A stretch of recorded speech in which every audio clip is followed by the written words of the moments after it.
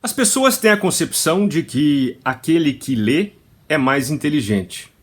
Então, se fazem campanhas de incentivo à leitura e se busca fomentar a paixão pela leitura. Bom, isso pode ser verdade em casos específicos, né? Então, por exemplo, você poderia ser mais inteligente se lesse mais. Pode ser que sim. Agora, como regra geral, os mais inteligentes não são necessariamente aqueles que leem mais, e sim aqueles que compreendem mais a realidade. E isso nem sempre acontece através dos livros, ou não acontece sempre através dos livros. É o que nós vamos ver hoje nos comentários ao 7º capítulo do livro A Vida Intelectual do padre Antonin Sertilange. Esse capítulo, chamado A Preparação do Trabalho, trata de questões práticas que vão auxiliar você a executar o seu plano de estudos. E eu vou comentar hoje o subcapítulo Leituras e os 3 primeiros tópicos, que são ler pouco, escolher e as famosas 4 espécies de leitura concebidas então pelo padre Sertilange. Então comecemos por ler pouco. Bom, como eu disse, a leitura é apenas um dos modos de aquisição do conhecimento. E talvez, olha, nem seja o mais importante, né? Eu, por exemplo, vira e mexe, estou tentando rastrear, né, a origem das minhas ideias, e eu, com muita frequência, chego a uma aula que eu ouvi, né?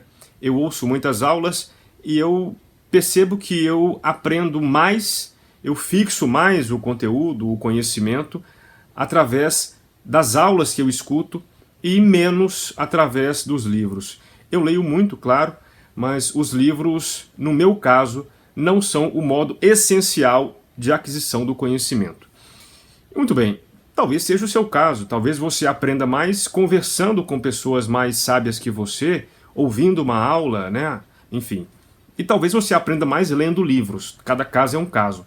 O que eu gostaria de frisar hoje aqui, comentando o livro, é que o excesso de leituras pode ser prejudicial e a leitura muito ávida, muito constante, de modo exagerado, sem reflexão, é certamente uma modalidade de preguiça. Então o sujeito está lá lendo 2 livros por semana. Aí você pergunta a ele o que ele aprendeu com o livro, ele não sabe. Ou seja, ele não teve tempo de refletir sobre o livro, né? Ele ficou com preguiça de assimilar o conhecimento que o livro lhe proporcionaria, né? Mas ele não, ele apenas leu o livro. Então é preciso ir aos livros, como o autor diz, como a dona de casa vai ao supermercado, né? Ela não vai lá se divertir, ela não vai lá comprar o que aparecer na frente, ela vai lá com um objetivo, né? E os produtos que ela adquire, ela vai usar ali ao longo da semana, ao longo do mês, mas ela já vai sabendo aquilo que ela quer comprar, ela vai cirurgicamente buscar os produtos.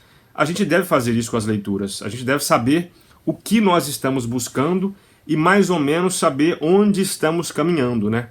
Para que a informação chegue e você possa assimilá-la. Eu tenho falado muito sobre digestão do conhecimento, é um pouco essa ideia. Não devemos ler por ler, mas ler e meditar naquilo que estamos lendo e tentar como que assentar aquelas informações dentro da sua vivência, na sua cosmovisão, né? Talvez retificando um pouco sua cosmovisão, outras vezes confirmando elas em alguns pontos, mas enfim, sempre tendo a noção de que o conhecimento não é o que está nos livros, é aquilo que os livros trazem para você e você assimila na sua vida, né? E até por isso é muito importante você saber escolher os livros. Então, a sugestão aqui é: fuja, né, dos lançamentos, né? Você às vezes pode ser tentado a ficar atualizado nas últimas, enfim, na última moda, né? Então, se você está começando a estudar, você, claro, deve ser um homem atualizado, mas você deve dar preferência às grandes obras, as obras que formataram a nossa civilização, né? Essas obras não são em grande número, né? O problema é que elas podem ser um pouco mais difíceis de ler, de compreender, mas devemos encarar essas obras como um ancião, né? Como o nosso avô, por exemplo, que talvez já fale um pouco embolado, ele fala baixo. Para se comunicar com ele, você deve fazer um esforço um pouco maior do que o normal. Esses são os grandes livros. Você deve chegar próximo deles com humildade, você deve desculpar os seus defeitos e tentar, sobretudo, assimilar as grandes experiências que eles são capazes de nos transmitir. Então, os grandes livros são poucos. Fuja dos modismos. E para saber escolher os seus livros, é preciso que você tenha uma noção clara de quais são os seus objetivos com a leitura que você quer empreender. E o autor sugere 4 grandes objetivos fundamentais. Em primeiro lugar, você pode ler para se formar, a leitura formativa. Nesse tipo de leitura, a mais importante, você vai se colocar como um aprendiz diante de um mestre, um aprendiz humilde, disposto a ter a sua alma formada por uma grande inteligência. Daí a importância de você saber escolher bem esses livros que vão modificar um pouco quem você é, né? Vão alterar um pouco a sua cosmovisão e vão então modificar você por dentro, né? Então, escolher bem aqui é essencial, escolher autores confiáveis e, enfim, porque esses autores vão mexer muito com você, né? Em segundo lugar, existe a leitura que se destina a cumprir uma tarefa específica.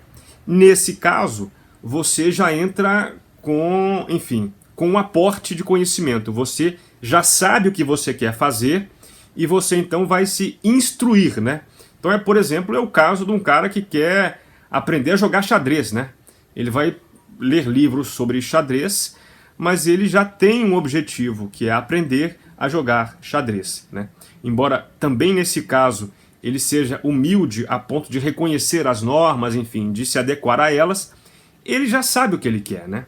A leitura formativa não. A leitura formativa é uma abertura quase completa ao mestre, né? Em terceiro lugar, está a leitura inspiracional, a leitura que vai evocar em você certos sentimentos, certos estados emocionais e vai te impulsionar à ação. Esses livros também são poucos e variam de pessoa a pessoa, evidentemente. Existem pessoas que se emocionam, se sentem impelidas por alguma poesia, outros por algum trecho de alguma biografia, enfim.